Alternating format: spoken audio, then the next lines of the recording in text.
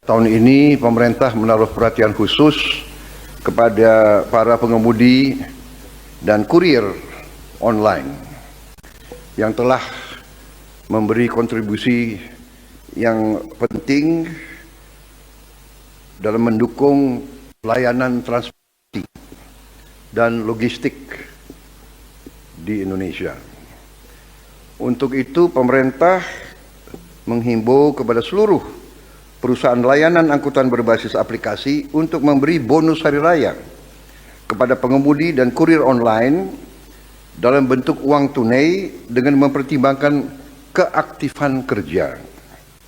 Saat ini terdapat kurang lebih 250.000 pekerja pengemudi kurir online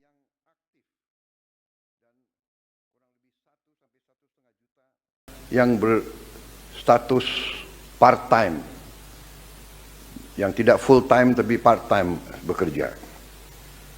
Untuk besaran dan mekanisme pemberian bonus hari raya ini kita serahkan dan nanti akan dirundingkan dan akan disampaikan oleh Menteri Ketenagakerjaan melalui surat edaran. Saudara-saudara sekalian, semoga dengan kebijakan ini dan para pengemudi online dapat merasakan libur dan mudik dan Idul Fitri dalam keadaan yang baik.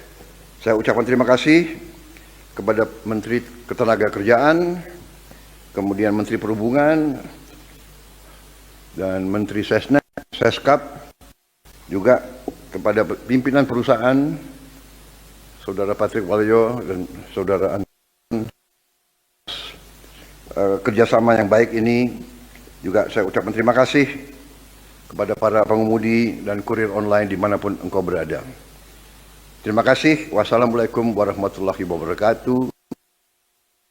Sejahtera bagi kita sekalian. Shalom. Om Santi Santi Santi Om. Namo Buddhaya. Salam kebajikan. Bagi yang melaksanakan puasa, selamat. Halo teman-teman, salam sehat dan salam kembali di channel Dimensia Analisa. Kawan-kawan, sekarang kita mau membahas daripada rencana Bapak Prabowo, Presiden RI, untuk mengucurkan dan memberikan dana THR kepada seluruh pekerja ojek online ataupun Grab dan kurir-kurir yang mengantar barang ke setiap rumah. Prabowo mungkin memberikan perhatian untuk jasa-jasa mereka bagi masyarakat ya. Karena memang kalau kita lihat jasa mereka itu memang banyak juga sih. Mereka itu siap dipanggil kapan saja datang. Mereka tidak kenal hujan, tidak kenal panas terik matahari. Begitu akan ada panggilan, mereka akan melakukan pekerjaan itu dengan benar gitu. Mereka akan datang menjemput orang yang memanggil tersebut. Jadi mungkin Presiden memberikan daripada sebuah penghargaan kepada mereka melalui yaitu pemberian THR untuk mereka-mereka itu. Ya, memang ini kabar baik ya, kabar angin segar kepada saudara-saudara kita yang bekerja sebagai ojek online, dan begitu juga dengan saudara kita yang menjadi kurir barang-barang. Semoga aja benar memang ini akan memenuhi sasaran yang tepat gitu. Karena menurut data yang ada, yang setelah didata seluruh Indonesia, pemilik ojek ataupun mempunyai pekerjaan ojek online yang aktif di seluruh Indonesia adalah sekitar 250.000 orang. Dan yang non-aktif Artinya nonaktif ini misalnya part time gitu loh. Misalnya dia kerja yang lain ada, tapi dia setelah kerja itu mungkin dia ngojek ataupun Grab gitu ya. Jadi dibuat di situ pekerjaan part time online sekitar 2,5 juta. Jadi 2,5 juta itu di seluruh Indonesia. Jadi kalau menurut saya sih kucuran dana ini jangan sampai misalnya seperti BLT yang sudah ya. BLT yang dikucurkan itu kan banyak menyeleweng itu, banyak penyelewengan di sana itu. Lebih daripada 50% itu diselewengkan itu. Karena apa? Data itu tidak akurat, satu, tidak ada turun pemeriksaan dari pusat ke akar rumput langsung ke tempat-tempat ataupun ketok pintu seperti itu ya, tidak ada. Hanya dia mempercayakan kepada semacam kepala desa ataupun semacam kalau dia ada lurah di lurah, dan lurah mempercayakan lagi ke RT RW gitu. Padahal orang-orang ini kan pasti ada bermain di sini nih. Contoh misalnya yang berhak menerima BLT di daerah dia masing-masing itu katakanlah 100 orang gitu.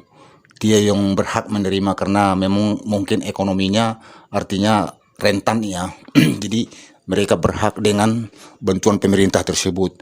Mereka itu kan memberikan laporan itu bukan 100 orang gitu. Diberikannya bisa 150 sampai 200 orang gitu.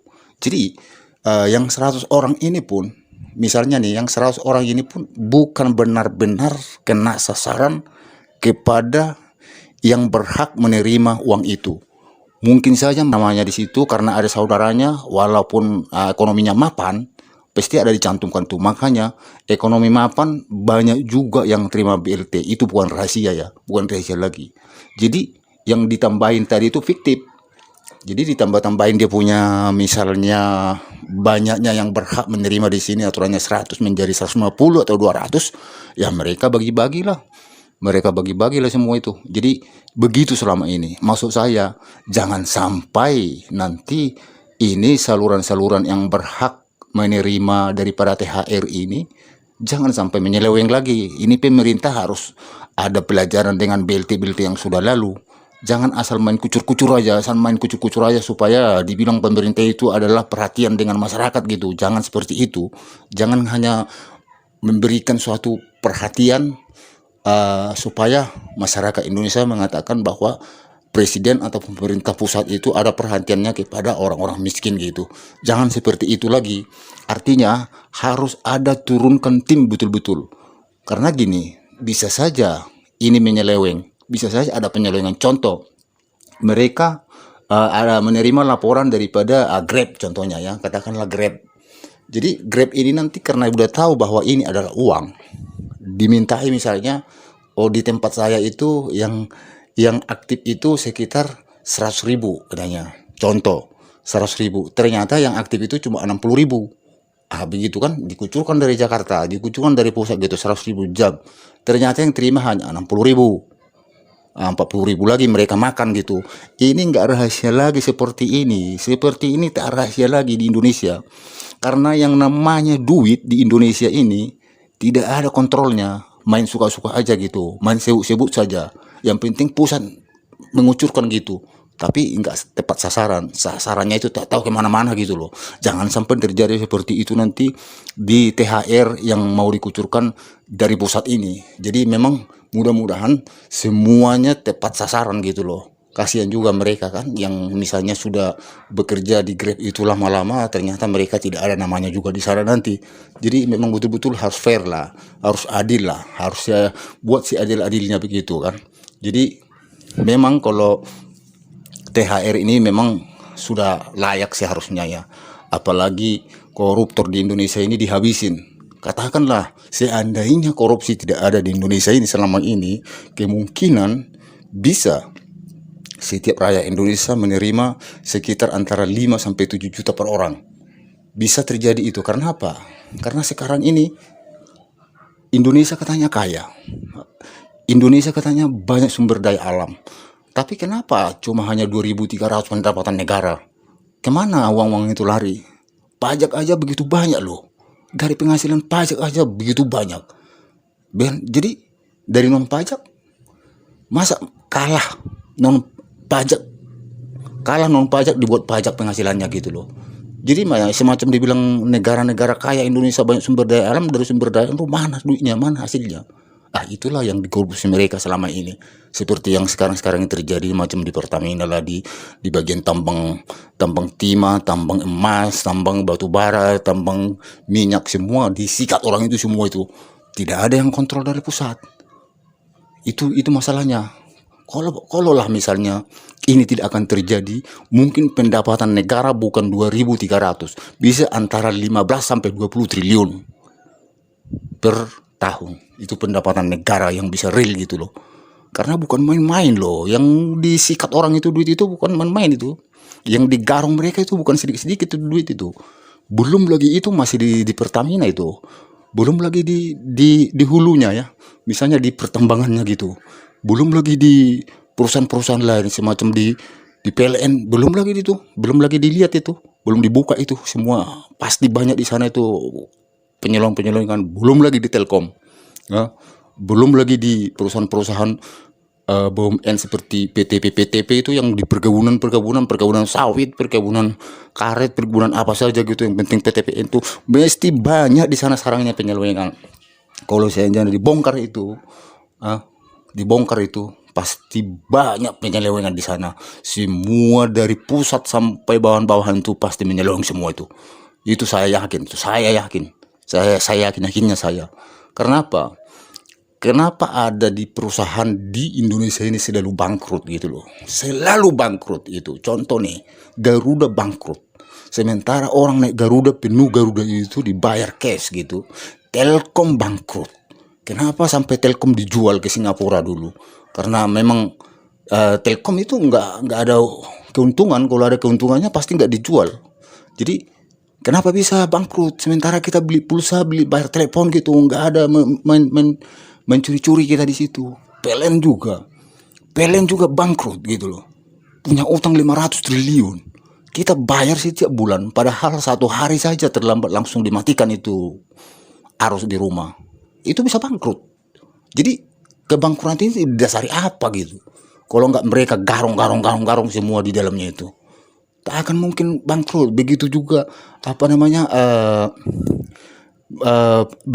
bagian air ya.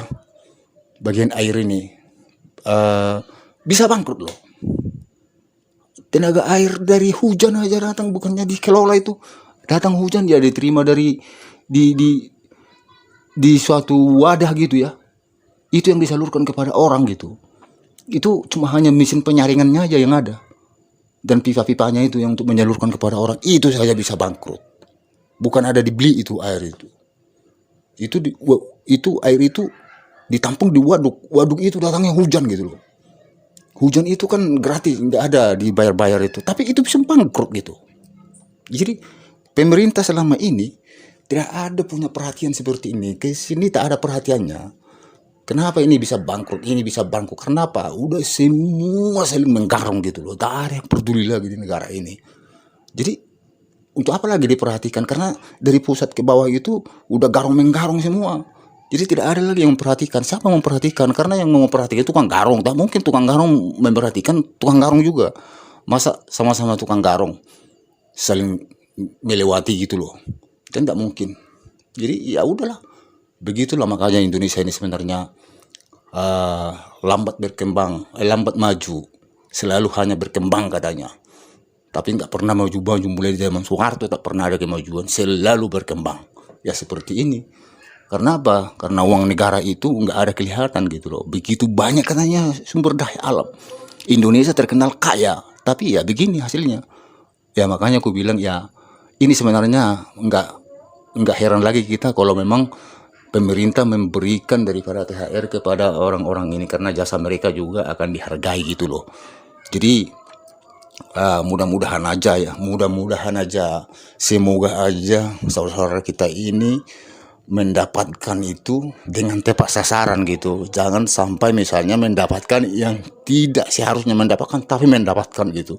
Itu yang sering terjadi di Indonesia. Jadi pemerintah mudah-mudahan aja ada kontrol tentang ini. Betul-betul ada khusus orang yang mengontrol gitu loh. Jangan mengontrol pula ikut bermain. Jadi memang Prabowo ini harus benar-benar bijaksana nanti. Jangan asal main kucur. Bagaimana menurut kalian teman-teman? Apa ini misalnya layak diberikan Prabowo atau Prabowo-nya berlebihan untuk memberikan THR-nya kepada saudara-saudara kita yang bekerja sebagai ojek online dengan kurir-kurir ini? Berikan komentar saudara ya. Kalau saudara misalnya mengatakan bahwa ini seharusnya sudah wajar, ya tolonglah teman-teman berikan pendapatnya. Oke, terima kasih.